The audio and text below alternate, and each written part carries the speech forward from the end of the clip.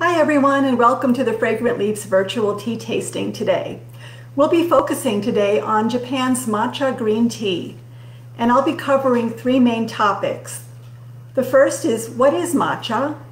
And then we'll talk a little bit about what are the key characteristics to look for when you're purchasing matcha, and then why you should be drinking matcha. What are some of the health benefits of matcha? And I'll also be brewing up a beautiful, delicious bowl of matcha for us to try. So first of all, what is matcha? Matcha is a stone ground green tea powder that's traditionally used in the Japanese tea ceremony. But actually this powdered form of tea is quite ancient. It was actually started in China about 1,000 years ago during the Song dynasty. However, today in China, most of the tea that's consumed is loose leaf tea, and it's really only in Japan where the matcha tea is maintained and it's been incorporated into the Japanese tea ceremony. And today, the authentic matcha is mainly produced in Japan. So one of the key characteristics of matcha is that it's a shade-grown green tea. The tea is harvested in the spring, generally in early May to mid-May. But about 20 days before the leaves are picked, the tea plants are shaded. They're covered to reduce exposure to the sun. And with these low light conditions, the tea plant increases its production of chlorophyll, which contributes to the vibrant, beautiful green color of the leaves.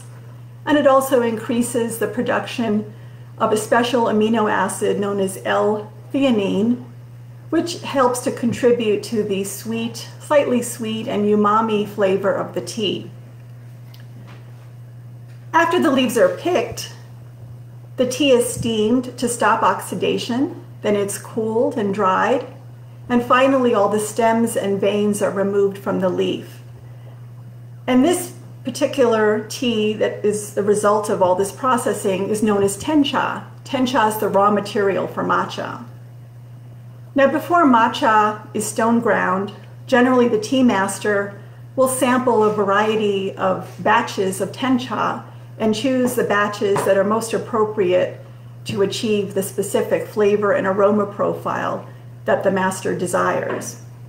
So once these batches of tencha are mixed together, they're then stone ground very slowly over many days, usually under very low heat conditions, to produce this beautiful powder that we know today as matcha. So when you're purchasing matcha, what do you want to look for? What are the key things? Well, the first characteristic is the grade of matcha. The top premium quality is the ceremonial grade, and that's the one that's used in the Japanese tea ceremony. And that's also the grade that I recommend if you're going to be drinking matcha.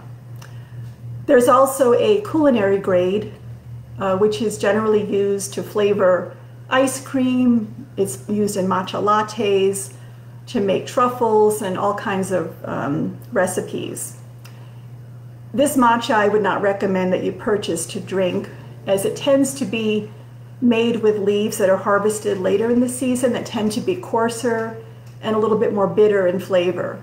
The flavor is also stronger, which helps to shine through in the various recipes, but it also produces a more bitter tasting drink. So I recommend going with the ceremonial grade, the premium grade. I also recommend that you try to purchase an organic matcha wherever possible, as you are consuming the whole leaf, so it's nice to have an organically grown leaf. The other factor that I would look at is the color of the matcha. This should be a vibrant green. The greener the better.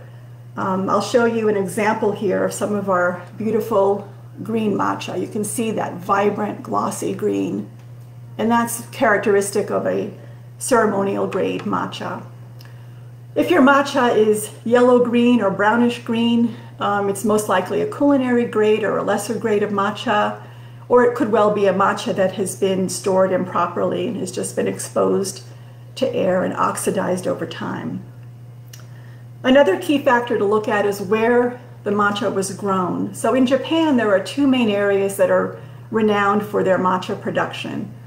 The first is in Kyoto, which is the Uji area, and the second is in Aichi Prefecture, which is the Nishio city. So those are the two best areas. If you can find matcha from those two regions, you'll get a wonderful tasting matcha.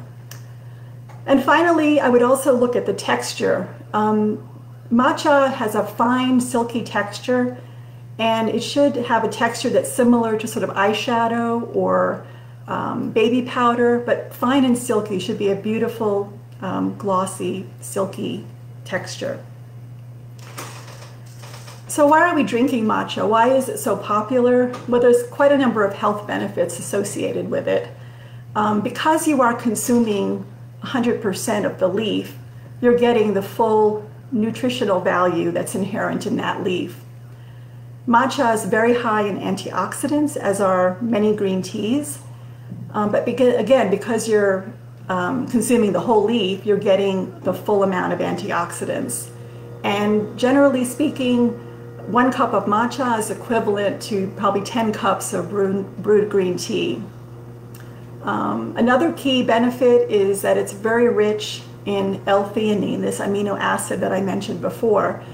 This L-theanine, not only does it contribute to the flavor by lending a subtle sweetness, but it also contributes to having a sense of relaxation, of peacefulness, but yet also a sense of alertness and concentration.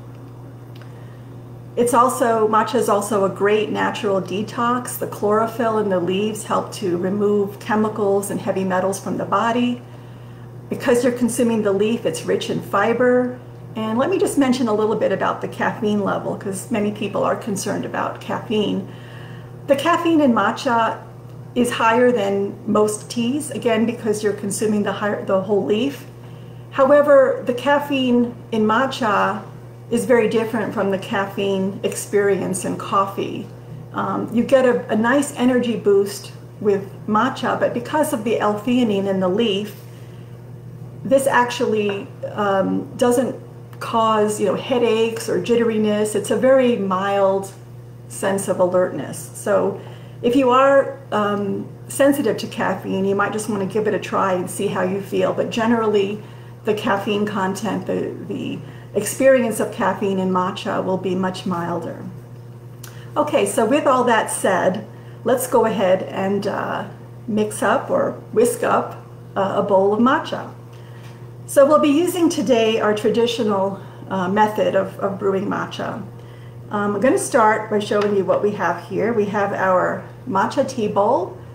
This is just a nice white bowl that really showcases the beauty of the color of the tea.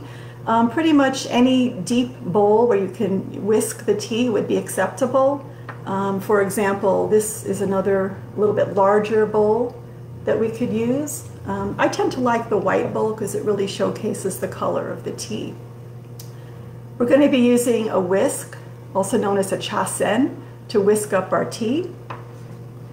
And I'll be using a bamboo scoop to measure out our tea. This is known as a chashaku, and it's also traditionally used in the Japanese tea ceremony.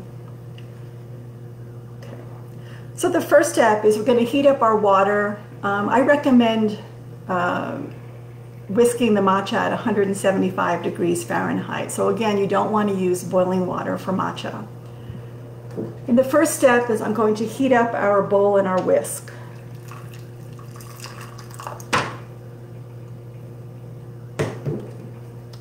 So just give that a little swirl to heat it up.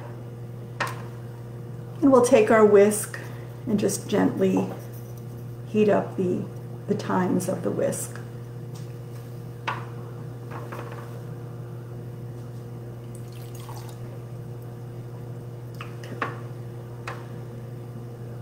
So the matcha that I'm going to be using today, this is our special organic silver matcha. It's from Koyama-en in Japan. It comes from the Uji area of Kyoto. It's a very wonderful, I find, matcha, organically grown. And this is the matcha that's used in the Urasenki school in Japan as well as in the US, which is the Japanese tea ceremony school.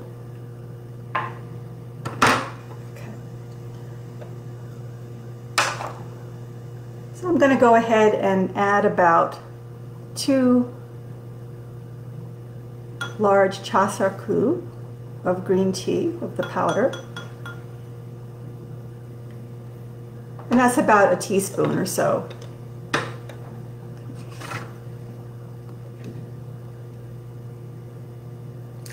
And then we'll be using just a small amount of water, no more than 2 ounces. If you use too much water, you won't get that nice frothy cappuccino-like finish to the tea. So this is about 2 ounces of water.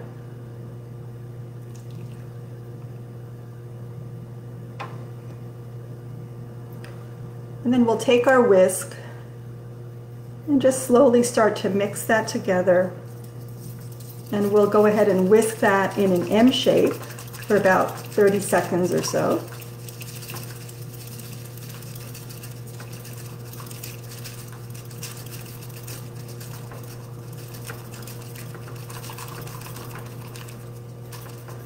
Until you get a nice, beautiful, creamy, cappuccino-like foam at the top. Okay, so I'll go ahead and show you what that looks like. Beautiful, bright green color. Okay. We'll go ahead and taste it.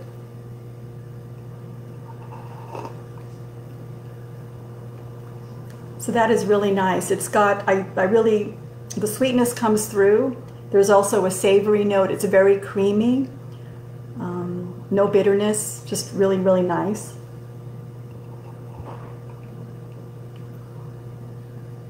And generally in the Japanese tea ceremony, you're supposed to sip your tea with 3.5 sips, with the last one being a fairly large slurp, but I'm just going to go ahead and take 1 more sip.